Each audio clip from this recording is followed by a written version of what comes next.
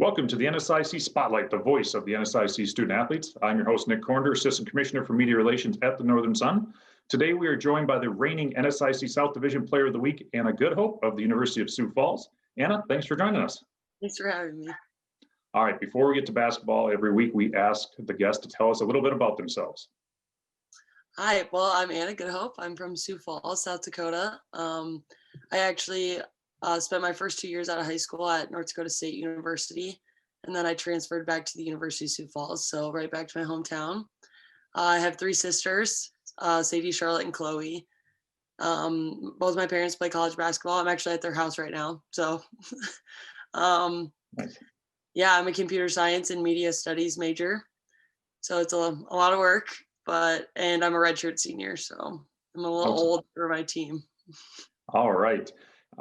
This season, it took a little longer than you were hoping to get back on the court as your non-conference games to start the season were canceled versus the University of Mary. But now the Cougars are back on the court. They're off to a 4-0 start. You went and swept Upper Iowa. And then last weekend, Winona State, you took 2 games from them. So you're 4-0. We ask this every week. How does it feel to get back on the court and be competing again? So good, really so good. It was difficult to watch, all the teams around us like Dakota Wesleyan, SDSU, USD, be playing their games all the way in November and get to play like with fans even. And we were just still stuck in practice, especially with the new team. It was good for us to get a little bit extra practice before games. But, still tough to watch all your friends play. Being from here, especially watching all my friends from around here play and us kind of stuck in the gym. So. All right, but you got back on the court last weekend. You played your first games back at home. Both those games, the Cougars were trailing at half.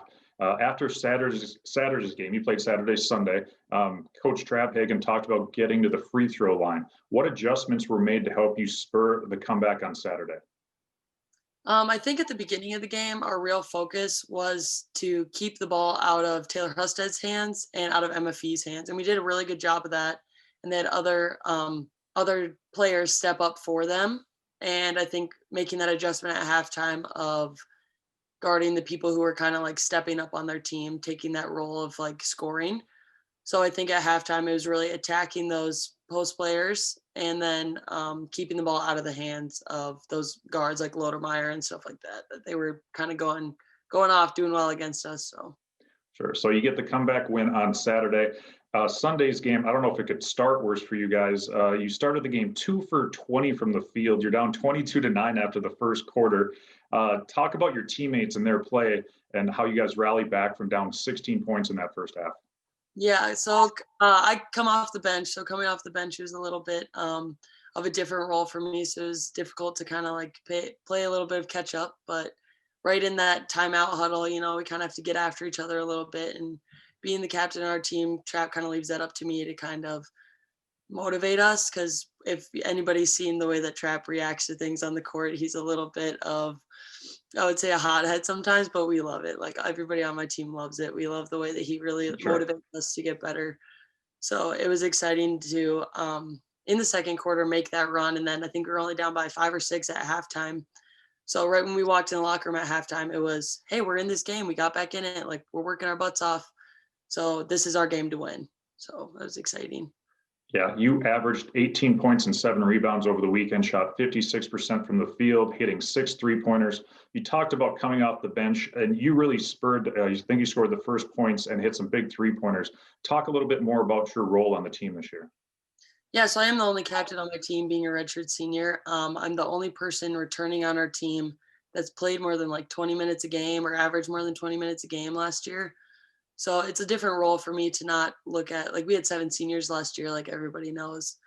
So it was a little bit difficult to have that role as captain and have everyone kind of look up to me. But at this point, I really like it. I like that the freshmen come up to me and want to know how to do certain things and come to me almost as like an authority figure, but also at the same time, like we can joke around and have fun. So I enjoy being a captain, but also still being a player, not a coach. So.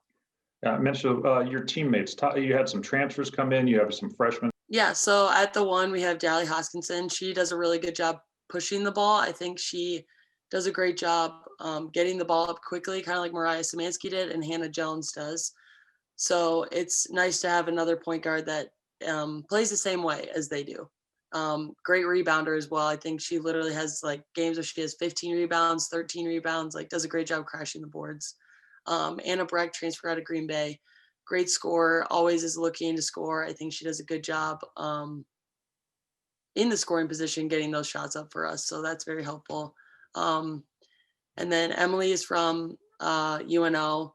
She does a really good job, I think, spacing the floor for us, getting that 3-point. And she is so sneaky, lanky that she steals balls that it's unexpected, especially in practice when you think you're just making a regular pass and she goes out and steals it from you. You're like, I should know this by now. So it's pretty fun. It's exciting. And then we have all these freshmen that come in.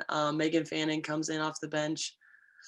Or I'm sorry, from Watertown. And she has done a great job for us too, spacing the floor. Great shooter, great attacker. I think it's pretty funny that I'm a 5th-year senior on the team because the freshmen that are from around Sioux Falls will say sometimes like, oh, why don't I remember playing against you in high school? And I'm like, you were an 8th grader when I was a senior. So, yeah, so it's pretty funny. But yeah, we're getting along really well. I really like the way our team is right now. Excellent. Yeah, you'll catch that with the age of people as you get older. It's weird. It was great watching football this weekend because Drew Brees, Tom Brady, they're my age, so it was a little different versus watching 25-year-olds out there. So it's definitely something you got to get used to. Yeah. We mentioned you guys are 4-0. You're back on the road this weekend with a pivotal matchup. You go to Concordia St. Paul, who's 3-1 on the season. What do you know about the Golden Bears team this season? CSP plays a lot like we do. They're kind of turned into a run and gun team, exactly what we like to do. They have a freshman post player that's doing a good job for them, really finishes outside her body, which is something a lot of post players can't do. So that'll be exciting to see kind of how we match up to them. It'll be a real defensive battle, I think, especially us being a high scoring team, them being a high scoring team.